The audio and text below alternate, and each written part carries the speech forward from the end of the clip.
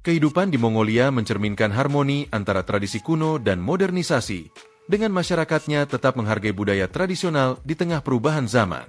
Sebagian besar penduduk Mongolia adalah penggembala nomaden, yang tinggal di tenda tradisional yang disebut ger atau yurt. Tenda tradisional bulat ini mudah dibongkar pasang dan cocok untuk berpindah-pindah. Uniknya saat memasuki ger, tamu harus mengikuti aturan tertentu, seperti tidak menyentuh tiang tengah atau tidak menginjak ambang pintu, karena dianggap tidak sopan. Fenomena dzud atau musim dingin ekstrim merupakan salah satu alasan mereka untuk hidup berpindah-pindah, terutama bagi para penggembala. Bahkan suhu bisa turun hingga minus 40 derajat Celcius di beberapa daerah. Masyarakat mampu Mongolia bertahan dalam musim dingin yang keras dengan mengonsumsi makanan tinggi lemak seperti daging kambing, daging kuda, dan bahkan lemak ekor domba. Dengan populasi sekitar 3,4 juta jiwa, Mongolia adalah salah satu negara dengan kepadatan penduduk terendah di dunia karena negaranya yang luas yang sebagian besar berupa padang rumput terbuka. Kuda sangat penting dalam budaya Mongolia dan sering disebut sebagai sahabat sejati orang Mongolia, termasuk rusa kutub. Ritual minuman susu kuda atau airag, yang rasanya sedikit asam dan mengandung alkohol ringan, sudah menjadi simbol penting dalam budaya Mongolia. Uniknya, airag sering diberikan sebagai tanda kehormatan kepada tamu, dan menolak airag dapat dianggap tidak sopan. Dalam budaya Mongolia, tamu diperlakukan dengan sangat baik. Bahkan orang asing yang tidak dikenal akan diundang ke dalam ger, diberikan makanan dan teh susu asin. Menariknya, jika Anda menginap di rumah seorang nomaden, mereka mungkin meninggalkan Anda sendirian di rumah mereka tanpa mengunci pintu, karena mereka percaya tamu tidak akan mencuri. Secara umum, Mongolia adalah negara yang aman untuk penduduk lokal maupun wisatawan. Sebagian besar kejahatan kecil atau situasional seringkali dipicu oleh faktor seperti alkohol atau kondisi ekonomi. Mongolia adalah negara dengan ekonomi yang unik, terutama karena geografinya yang terpencil, populasinya yang kecil, dan cadangan sumber daya alamnya yang melimpah. Proyek tambang besar seperti Oyu Tolgoi adalah salah satu tambang tembaga terbesar di dunia yang memainkan peran penting dalam perekonomian Mongolia. Meski kaya akan sumber daya alam, Mongolia masih digolongkan sebagai negara berpendapatan menengah ke bawah menurut klasifikasi Bank Dunia, dengan pendapatan per kapita sekitar $4.400 Amerika pada tahun 2023. Meskipun tantangan geografis dan cuaca ekstrim menjadi hambatan besar, infrastruktur Mongolia telah mengalami perkembangan yang cukup pesat dalam beberapa tahun terakhir. Sistem kereta api Mongolia sangat penting, terutama untuk perdagangan internasional karena negara ini terkurung daratan. Trans-Mongolian Railway, yang menghubungkan Rusia dan Cina, adalah jalur utama kereta api di negara ini. Jalur ini merupakan cabang dari Trans-Siberian Railway, yang dimulai dari Moskow, Rusia, dan menuju selatan melalui Mongolia hingga mencapai Beijing, Cina. Sebagai jalur transit antara Rusia dan Cina, kereta api Mongolia juga digunakan untuk mengangkut barang-barang lintas negara. Memang layanan penumpang tersedia, tetapi lebih terbatas dibandingkan dengan layanan barang. Rute ini juga menawarkan pemandangan spektakuler, mulai dari hutan Siberia, stepa Mongolia, hingga gurun Gobi. Uniknya, saat melintasi perbatasan Mongolia-Cina, roda kereta harus diganti karena perbedaan ukuran rel di kedua negara.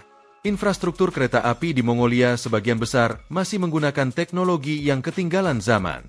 Namun ada upaya untuk meningkatkan kapasitas dan modernisasi melalui investasi asing, terutama dari Cina.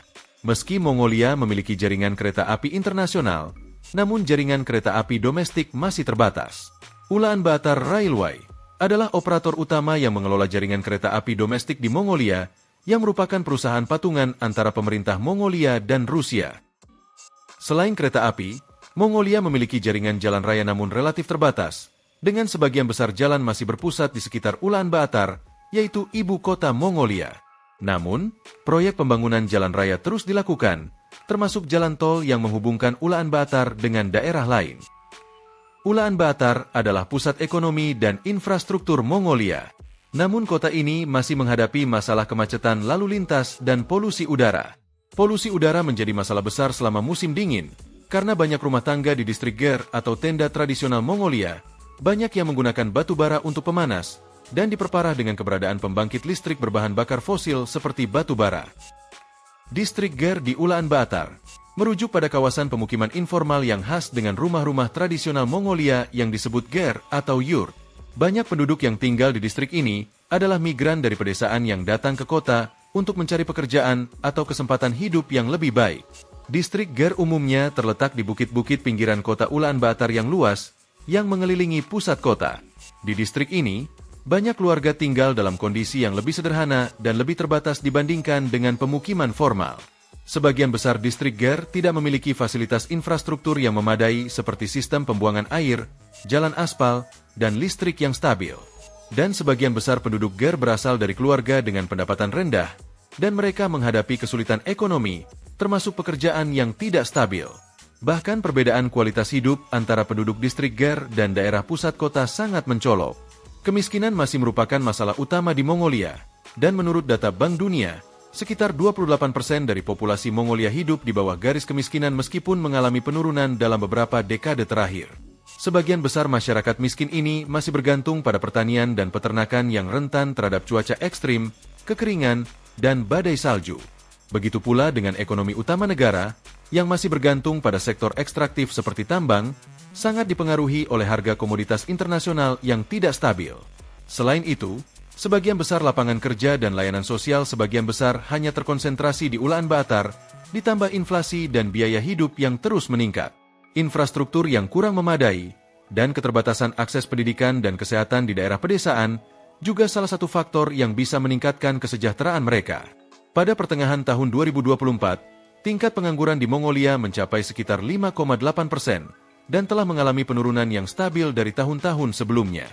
Selain itu, upah kerja atau pendapatan rata-rata di Mongolia masih tergolong rendah, dengan ketimpangan yang besar antara sektor formal dan informal, serta antara penduduk kota dan pedesaan. Pendapatan rata-rata bulanan di Mongolia berada di kisaran 1,2 juta hingga 1,5 juta tugrik Mongolia, atau sekitar 5,5 hingga 7 juta rupiah per bulan. Dan ini lumayan lebih tinggi dari upah minimum Mongolia yang tercatat sekitar 550.000 tugrik, atau sekitar 2 juta rupiah per bulan. Meskipun ada upah minimum, banyak pekerja yang bekerja di sektor informal atau sektor pertanian di daerah pedesaan tidak menerima gaji tetap atau setara dengan upah minimum. Namun, pendapatan rata-rata orang Mongolia juga harus diperhitungkan dengan biaya hidup yang relatif tinggi, terutama di ibu kota Ulaanbaatar. Sewa apartemen satu kamar di pusat kota bisa mencapai 500.000 hingga 800.000 tugrik per bulan, dan produk impor seringkali mahal, sedangkan barang lokal seperti daging dan produk susu masih terjangkau. Sebagai gambaran, biaya hidup rata-rata bulanan untuk gaya hidup hemat di Mongolia sekitar 1 juta hingga 1,5 juta tugrik per bulan, tergantung lokasi dan tempat tinggal. Secara umum, biaya hidup di Mongolia relatif rendah dibandingkan negara maju, namun tingkat pendapatannya juga cukup terbatas, sehingga sebagian besar penduduk Mongolia harus mengelola anggaran dengan ketat.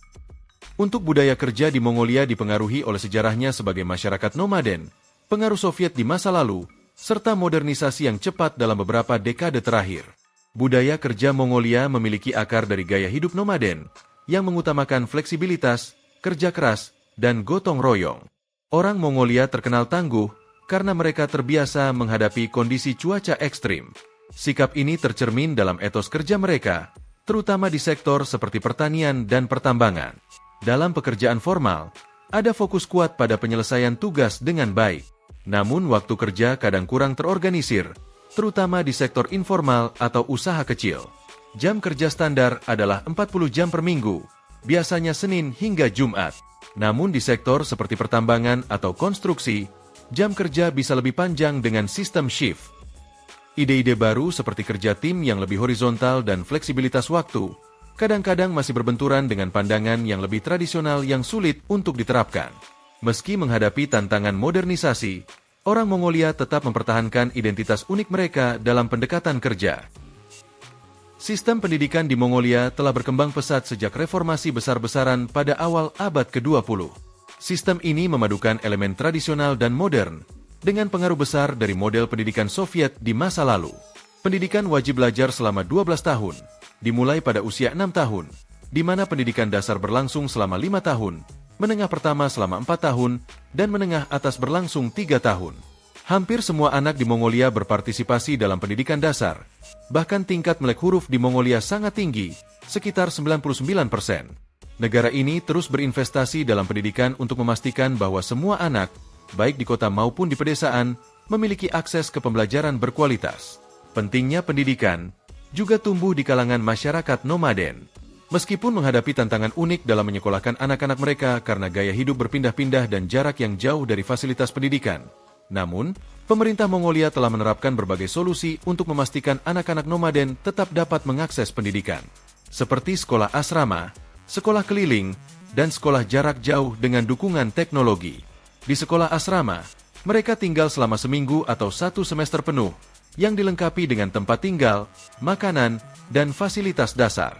Sistem ini memungkinkan anak-anak tetap mendapatkan pendidikan tanpa harus meninggalkan gaya hidup nomaden keluarga mereka. Dan untuk sekolah keliling, ada guru yang mengunjungi komunitas nomaden dan tinggal bersama mereka selama beberapa hari atau minggu untuk memastikan anak-anak tetap terdidik. Cara ini membantu mengurangi beban keluarga nomaden yang tidak perlu mengirim anak-anak jauh dari rumah. Bahkan dengan kemajuan teknologi, beberapa anak nomaden menggunakan bahan pembelajaran digital, seperti video, buku elektronik, atau perangkat yang disediakan oleh pemerintah seperti televisi dan radio. Begitu juga dengan fasilitas kesehatannya. Di daerah pedesaan, dokter keluarga atau tenaga kesehatan lokal memainkan peran kunci dalam menyediakan layanan kesehatan. Penduduk nomaden sering mengandalkan layanan kesehatan bergerak, seperti klinik keliling yang menggunakan kendaraan atau bahkan kuda untuk mencapai lokasi terpencil. Klinik bergerak ini biasanya terdiri dari tim dokter, perawat, dan tenaga kesehatan lainnya yang dilengkapi dengan kendaraan khusus atau tenda medis. Untuk kasus darurat, ambulans dan helikopter kadang digunakan, tetapi ketersediaannya terbatas dan seringkali terkendala cuaca ekstrim, seperti badai salju atau suhu dingin yang membeku. Upaya pemerintah Mongolia dalam menjamin kesehatan warganya juga telah membuahkan hasil yang positif. Ini dibuktikan harapan hidup rata-rata warganya yang terus meningkat menjadi sekitar 70 tahun untuk pria dan 76 tahun untuk wanita. Meski fasilitas pendidikan dan kesehatan di daerah pedesaan masih tertinggal dibandingkan daerah perkotaan, namun pemerintah telah berupaya untuk memperbaikinya.